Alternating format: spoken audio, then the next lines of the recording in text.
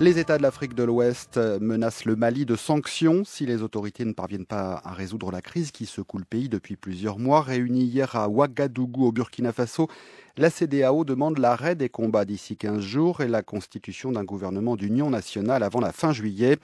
Le Mali est aujourd'hui coupé en deux, dominé au nord par les islamistes d'Ansardine. Ils ont décrété l'indépendance du Nord Mali fin mars avec les Touaregs du mouvement de libération de l'Azawad. Et même si les Touaregs du MNLA ne sont plus en position de force, aujourd'hui, une manifestation de soutien était organisée hier à Paris, place du Trocadéro. Manifestation dans laquelle se trouvaient plusieurs intellectuels de la communauté juive. D'ailleurs, plusieurs articles publiés dans la presse israélienne récemment soutenaient la création d'un État Touareg dans le nord de l'Afrique. Pour quelles raisons? Explication Arnaud Contreras. Le 27 avril dernier, le quotidien israélien Haaretz publie une tribune d'Anna Majar Bardouchi, dont le titre est « Les rebelles azawadiens méritent notre soutien ».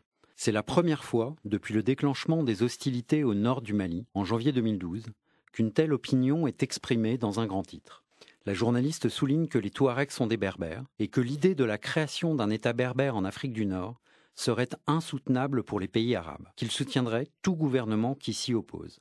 D'anciens chefs des rébellions et des sympathisants des luttes Touaregs des années 90 m'ont souvent fait part de la présence discrète d'Israéliens et de représentants de la communauté juive française dans leur entourage.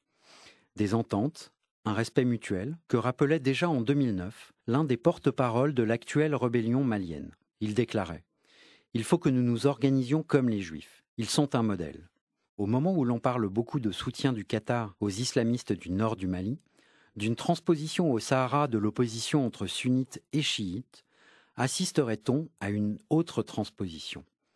Israël aurait tout avantage à favoriser la création d'un État berbère, non arabe, en Afrique du Nord. Mais qu'en pensent les autres populations du nord du Mali, Sangoy, Bozo, Arabes, qui elles ne sont pas berbères?